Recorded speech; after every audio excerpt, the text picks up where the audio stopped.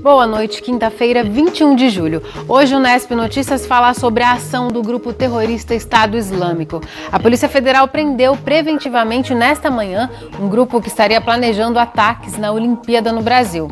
A gente conversa sobre as motivações do Estado Islâmico com o coordenador do curso de História da Universidade do Sagrado Coração, o professor Roger Martins Gomes. E ainda... Você sabia que pessoas com necessidades especiais têm isenção de impostos na compra de um carro? A gente explica quem pode acessar esse benefício, que reduz em até 20% o valor do veículo. A Associação Bauruense de Desportos Aquáticos, que forma atletas em alto nível, está prestes a ganhar uma estrutura ainda mais profissional. As obras da primeira fase da construção da Arena BDA estão aceleradas e tanta pressa tem razão de ser. Afinal, esse espaço foi escolhido pelas seleções de polo aquático feminina e masculina da Hungria para a fase de adaptação nos preparativos para os Jogos Olímpicos do Rio de Janeiro.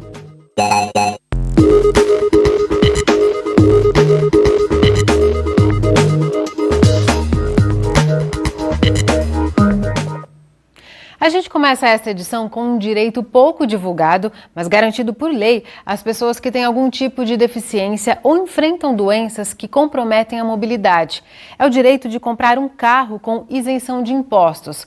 O valor do veículo chega a cair em até 20%. A Neide e a Rosimeire tiveram câncer de mama. Devido à cirurgia, elas não conseguem realizar alguns movimentos com o braço sem sentir dor, como dirigir um carro com câmbio manual. Foi por isso que elas procuraram um direito que muita gente não conhece, a isenção de tributos na compra de veículos 0 km por pessoas com necessidades especiais. Eu fui atrás porque teria que ser eu fiquei com lesão do lado direito, então não poderia mais dirigir carro nem moto, que eu gosto muito, não poderia mais. Então eu fui atrás disso daí. O que levou mais também foi assim, as isenções que você tem, tá? Você tem direito a desconto de IPI, ICMS. A Neide buscou a ajuda de um advogado para conseguir esses descontos. Já a Rosimeire fez tudo por conta própria e adquiriu um carro automático e com adaptações. A diferença é bem grande. Você não força tanto o braço, né? Porque o manual você tem que ficar mudando a marcha toda hora e o automático não, né? Você dirige mais, o volante é bem mais leve, porque é o volante hidráulico, né? E com o pomo facilita bem para dirigir. Para conseguir a isenção de tributos, o primeiro passo é tirar a carteira de habilitação especial. Esta autoescola em Bauru é uma das que oferecem aulas para quem tem necessidades especiais. O pessoal ele precisa primeiro ter esse conhecimento, essa informação que eles não têm. E muitas das vezes nem sabe que a gente está apto a fazer esse tipo de serviço. No caso, para se tirar uma habilitação especial, os critérios são os mesmos. Tá? Uma pessoa que não é habilitada, se ela tem alguma dificuldade, ela vem para a autoescola e vai tirar a carteira normalmente, tá? Com todos os exames, como qualquer outra pessoa normal. E tem muitas pessoas que já são habilitadas, então ela só vai alterar a carteira para especial. Nesse caso é muito mais simples, é só o exame médico, 5 aulas obrigatórias, né, no carro adaptado e o exame prático final. Os veículos utilizados para as aulas práticas são adaptados de acordo com a necessidade do aluno. O carro ele tem vários tipos de adaptação. Né? A principal, todo carro para especial, ele é automático. E aí, a partir do automático, tem as outras especificações. No caso de membro, aí vai ter o pomo no volante. No caso dele não ter os membros inferiores, que são as pernas, aí tem um acelerador e freio manual. São adaptações simples também. Por causa de um problema no nervo ciático que afetou a coordenação motora da perna esquerda, o Marcos precisou tirar a habilitação especial. Hoje, ele só pode dirigir um carro automático. E foi só depois que o aposentado deu entrada na carteira de motorista que descobriu que poderia comprar um carro novo com isenção de impostos. Fiquei sabendo através da autoescola, né? Que primeiro... Depois o médico também me falou, né, que eu tinha esses direitos, tudo, mas antes eu não sabia não. Agora que eu conheço mais os direitos, né, eu vou tentar trocar meu carro, né.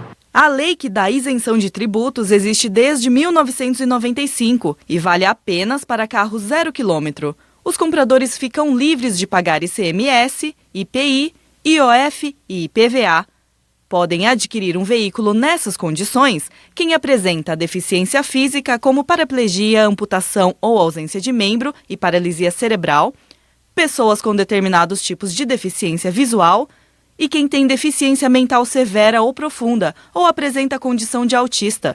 Representantes legais dessas pessoas com deficiência também podem exigir o direito. O Fábio é gerente de uma concessionária em Bauru e explica que para que todos os impostos citados sejam descontados, o veículo deve custar até R$70 mil. Sem os tributos, o valor cai cerca de 20%. Hoje nós temos um programa que beneficia esse tipo de cliente, fazendo produtos exclusivamente para ele. Primeiramente, o cliente vai ter que tirar uma nova carta, vai ter que entrar com a documentação pedindo essa isenção para o governo federal e estadual. Logo após isso, aí ele vai entrar na isenção, onde ele vai trazer para nós e vai ter uma gama de produtos que se enquadram dentro desse benefício.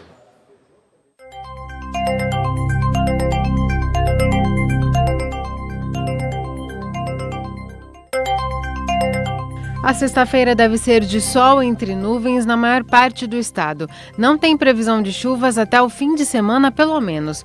As temperaturas continuam baixas. Só devemos ter aumento a partir do domingo. Em Bauru, a umidade do ar agora é alta, está em 71%. Os ventos sopram baixos, a 2 km por hora. Nesta quinta, no início do dia, fez 10 graus e agora à tarde a temperatura subiu apenas para 21. Amanhã os termômetros devem variar entre 10 de novo e 23 graus. No próximo bloco, a gente repercute a ação do grupo Estado Islâmico. O Brasil pode ser alvo de um ataque durante os Jogos Olímpicos. Hoje foram presas 10 pessoas suspeitas de planejarem atos terroristas no país. Vamos conversar com o coordenador do curso de História da Universidade do Sagrado Coração, o professor Roger Martins Gomes. O intervalo é bem rápido, continue com a gente. A Polícia Federal prendeu hoje uma célula que estaria organizando ataques terroristas na Olimpíada no Brasil. São 10 pessoas que foram interceptadas por conversas suspeitas em redes sociais. Elas comemoraram, por exemplo, os ataques em Nice, na França, e na Boate, nos Estados Unidos. E também planejavam a compra de armas que são usadas nos atentados praticados pelo Estado Islâmico. Para tentar entender as motivações desses grupos, a gente recebe o coordenador do curso de História da Universidade do Sagrado Coração, o professor Roger Martins Gomes. Roger, muito obrigada por sua presença aqui no Nesp Notícias. Eu que agradeço a participação. Roger, depois de muitos rumores, teve essa prisão desse grupo de 10 pessoas hoje. Também há registros de que o Estado Islâmico esteja conclamando lobos solitários aqui no país para atuar em atos terroristas nos Jogos Olímpicos. O Brasil tem chances reais de sofrer um atentado durante a Olimpíada, na sua visão? Eu acho que é possível, sim. Eu acho que é possível. Apesar do nosso país ter uma boa política, uma boa relação internacional, principalmente com o Oriente Médio, eu vejo também alguma ameaça. O Brasil é um dos países que reconheceu clara e apropriadamente que o Estado Islâmico é um grupo terrorista, né? Está envolvido com terrorismo e pratica o terrorismo. Então isso eu acho que coloca ele na alça de mira do próprio Estado Islâmico. E a maneira como o Estado Islâmico tem operado ultimamente em vários lugares do mundo. Então, mais do que a questão do Brasil em si, é que nós estamos com um evento internacional, né? Então, as Olimpíadas têm delegações internacionais, tem líderes que já confirmaram. O François Hollande, por exemplo, confirmou a presença. Então, é um momento de apreensão, sim, principalmente depois dos episódios que aconteceram agora na Europa e especialmente esse último na França, né? O Estado Islâmico tem um braço midiático muito poderoso. Tem agências ligadas ao grupo que produzem vídeos que são disseminados pela internet e tem um apelo muito grande junto aos jovens. É um novo modo operandi de se fazer terrorismo? Eu penso que o terrorismo ele tem esse novo modus operandi porque as coisas, a comunicação em si está mudando constantemente, né? Eu acho que nas últimas décadas, com as redes sociais, eles aprenderam a importância disto e a repercussão e o efeito que utilizar esses instrumentos possibilitam às suas causas, aos seus objetivos. Não é de hoje, por exemplo, na derrubada do Mubarak no Egito, a internet ali, a rede social foi fenomenal. Não era a causa da queda do ditador, mas ela foi um instrumento importantíssimo. Potencializou o movimento. Potencializou, e os grupos terroristas perceberam que isto é um grande veículo para poder manter e se divulgar e conseguir manter os seus objetivos, não é? Principalmente com aqueles que agora a mídia coloca como lobo solitário, né? Isso é um reflexo, na verdade, do mundo em que vivemos, da crise que estamos passando, que é uma crise muito mais ampla. Então as pessoas vivem de fato muito sozinhas nesse mundo em que estamos hoje. E eu tenho a impressão que o terrorismo captou isto, né? Como envolver esse jovem que está lá na internet, esse jovem que está descontente, como esse tunisiano que cometeu essa barbaridade, essa coisa horrível, né, na França. Era um sujeito depressivo, era um sujeito que estava ali numa situação de marginalizado na própria França, num lugar onde havia uma posição política bastante conservadora. Então, eu acho que há razões subjetivas que mobilizam, potencializam esses jovens a ser simpatizantes no primeiro momento para depois aderir. Então, isto eu tenho a impressão que os grupos terroristas têm captado. Agora, no nosso caso, há uma outra questão que é o envolvimento desses grupos com o narcotráfico, né, tudo aquilo que existe de violento aqui no nosso país. Então, isso é muito preocupante, sim, né? Estreitar as relações com esses grupos internos. Hoje, inclusive, a gente está completando uma semana desse atentado em Nice, que fez 84 vítimas fatais, né? Esse tunisiano que atropelou com um caminhão. Por que a França, Roger, tem se tornado um alvo tão frequente das ações do Estado Islâmico? Sim, desses 84, 10 crianças, que é uma barbaridade inadmissível, uma coisa dessa. Bom, a França, ela é um terreno fértil para isso na Europa e no mundo ocidental em si. São duas coisas que a gente tem que compreender. Primeiro é o histórico da França a partir do século XVIII. No 14 de julho, que é a queda da Bastilha, que foi o dia que ele fez essa atrocidade, não é? Colocou a França como centro, né, que inaugura o mundo contemporâneo. É ali que se inaugura, que coloca-se em prática os princípios, os ideais, os paradigmas do mundo moderno, tão divulgados, defendidos pelo iluminismo. No século seguinte, no século XIX, a França, no capitalismo imperialista, ela constrói um vasto império de colonial na África e na Ásia, e também no Oriente Médio, né? E ela vai se aproveitar dessa situação. Ela vai crescer economicamente, tem uma importância, portanto, hoje econômica, política, geopolítica enorme no cenário internacional. Então, no século XX, ela continua, né, sendo um dos baluartes do mundo ocidental, ao lado nas guerras mundiais, depois na própria Guerra Fria, quando ela se coloca ao lado dos Estados Unidos, da Inglaterra, em conflitos israelo-palestina, no Oriente Médio, ao lado do Ocidente. Então, há uma construção que nós não podemos deixar de ver, né? E também no mundo globalizado em que estamos, nesses últimos 30 anos, o que é que vem acontecendo na França, né? Em 86, eu não sei se é possível lembrar, mas tivemos um episódio em que um argelino foi morto e jogado no Rio Sena, né? Por jovens de extrema direita ali dentro da França. Isso causou uma mobilização de 200 mil pessoas na França, uma nota de repúdio. Na década de 90, várias tensões nas comunidades ali de muçulmanos, em Paris, por exemplo, e em outras cidades também. É um movimento na Europa todo, mas que ele... acentuado na França, não é?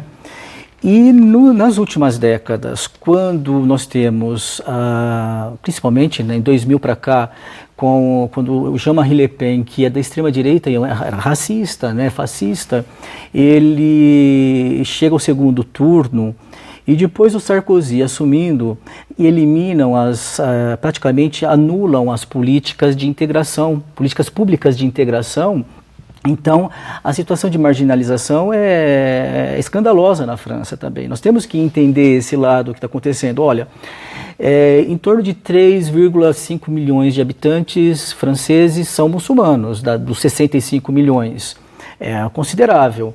60% da população carcerária da França é de muçulmano. Então, veja, é desproporcional isto que acontece. E são vários fatores que ajudam a gente a entender estão contribuindo. Por que o país é alvo, com o Le Pen e depois com o próprio governo do Sarkozy, o que as tensões comunitárias se tornaram de amplitude nacional, né? E as políticas públicas que atendiam essas camadas mais marginalizadas diminuíram e, consequentemente, aumentou a insatisfação e os problemas sociais dentro da França, né? Certo. E essas pessoas se sentem marginalizadas. E aí vai num longo... É um cenário bastante complexo, mas já contribuiu muito para que a gente entenda esse movimento que aflora no cenário internacional e agora com repercussão no nosso país também. Muito obrigada por sua participação, Roger. Eu que agradeço. No próximo bloco, a gente mostra a nova arena onde vão treinar os atletas da Associação Bauruense de Desportos Aquáticos. A estrutura é tão profissional que vai receber até as seleções da Hungria na fase de preparação que antecede a Olimpíada no Rio. Já, voltamos num instante só. Já começaram os preparativos para a Feira da Bondade, evento tradicional em Bauru, promovido pela APAI. Quem quiser ajudar pode contribuir com doações. As informações com a repórter Marisa Sei. A Feira da Bondade deste ano vai ser realizada nos dias 9, 10 e 11 de setembro e deve receber um público de 15 mil pessoas. A APAI já está recebendo as doações para essa feira e quem tem mais informações sobre o assunto é a presidente da APAI Bauru, a Olga Bicudo. Olga, que tipo de doações vocês estão recebendo? A nossa feira já é tradicional, né? E nós fazemos sempre uma campanha pro brechó chique, que é tradicional nas nossas feiras. É arrecadação de roupas novas, seminovas, utensílios domésticos, elétricos. A gente também quer que seja feita assim uma doação de peças de mussarela, né? A mussarela é usada para qual produto da feira? Para todos os pratos de alimentação, né? Nós usamos na tapioca, no pastel. Enfim, em todo o produto da nossa praça de alimentação é usada a mussarela. E nós usamos muito. Então, as doações vão ser bem-vindas. E quem quiser fazer essas doações, né, o que a pessoa deve fazer? Ela pode ligar no 3104-2834 ou 3104-2835. E nós mandaremos, eles entram em contato e nós iremos buscar. Obrigada pelas informações, Olga. Quem quiser outros detalhes sobre a Feira da Bondade pode entrar em contato pelos telefones da APAI. Marisa Sei para o Unesp Notícias. A gente relembra agora um projeto na área de esporte tocado pelos alunos e professores do curso de Educação Física da Unesp. A iniciativa faz parte dos 40 anos da universidade. Alunos de uma escola municipal de Bauru têm contato com a ginástica artística como uma ferramenta educativa e uma alternativa de lazer. Eles participam do projeto de extensão do curso de Educação Física da Unesp em Bauru. Pela animação da turma, dá para perceber que a atividade agrada. Maravilhoso pra gente desenvolver o nosso corpo. Nossa intenção, né, com o nome do projeto foi a ginástica se aprende com brincadeira e arte, por acreditar, né, que num primeiro momento as crianças têm que despertar o interesse, né, o gosto pelo esporte. E aí aqueles que se destacarem, né, terão outras oportunidades fora da universidade para conseguir, né, para atingir seus objetivos maiores. O projeto é um incentivo para crianças como a Beatriz, que hoje integra a equipe de ginástica artística de Bauru. O projeto Ginástica com Brincadeira e Arte faz parte dos 40 anos da Unesp.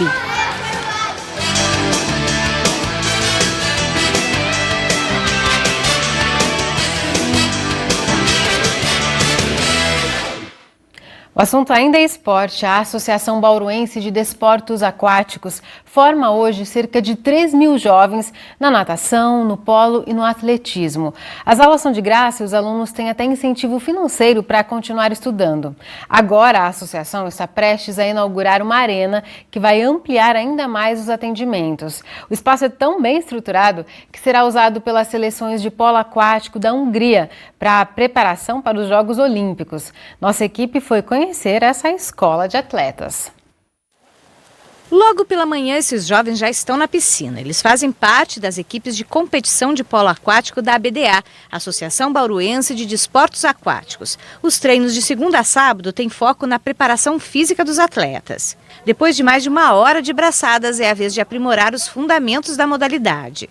Hoje a ABDA atende mais de 2.000 jovens. Leonardo, de 19 anos, é um dos mais antigos no grupo e já coleciona bons resultados. Neste ano foi convocado para a seleção brasileira adulta para disputar o Campeonato Sul-Americano. Eu antes já fazia natação dentro do projeto e depois os técnicos viram treinando e tal, eles me convidaram a treinar. Eles foram me testando assim, porque como eu tenho tamanho, ajuda em qualquer posição. Eles foram me testando nas posições e eu acabei me dando bem no gol. As aulas de polo aquático são de graça e quem participa das competições recebe ainda mais apoio. A tua faculdade é custeada pelo projeto? Sim, minha faculdade sim, o ensino médio também. Se você não tivesse o apoio da BDA, você acha que você teria chegado nesse ponto? Não, muito dificilmente. Eu acho que nem esporte poderia estar praticando assim, porque provavelmente ia ter que começar a trabalhar, ia ter que estudar ainda. Eu achei muito difícil, eu acho. Em breve, os atletas de polo aquático, natação e atletismo poderão treinar na Arena BDA, uma estrutura de mais de 6.000 metros quadrados que está sendo construída. A piscina está pronta, as arquibancadas com capacidade para 600 pessoas também. Os trabalhos agora são para terminar a cobertura. As obras da primeira fase da construção da Arena BDA estão aceleradas e tanta pressa tem razão de ser. Afinal, esse espaço foi escolhido pelas seleções de polo aquático feminina e masculina da Hungria para a fase de adaptação nos preparativos para os Jogos Olímpicos do Rio de Janeiro. Devido ao nosso head coach aqui, o Attila Sudar, ele é húngaro, campeão olímpico, tal, tem todo um currículo. E ele é o nosso técnico aqui e fez o convite para a seleção e eles, na hora, gostaram muito. Essa arena nova, a gente mostrou o projeto para eles. E a seleção húngara é uma das mais tradicionais no polo aquático, uma das mais campeãs. Então acho que é um incentivo a mais para os moleques, né? Olharem o treino, tudo mais. Quando terminada, a Arena BDA deverá ser o mais importante espaço de treinamento e competições de esportes aquáticos da cidade. É para o treinamento, na verdade, das equipes mais velhas de competição e para a gente, na verdade, aumentar aí, poder liberar mais espaço nas outras piscinas que a gente tem de treinamento para aumentar a BDA e atender mais crianças ainda. O Nesp Notícias de hoje fica por aqui. A gente volta a se encontrar amanhã às 7 da noite, ao vivo. Tchau!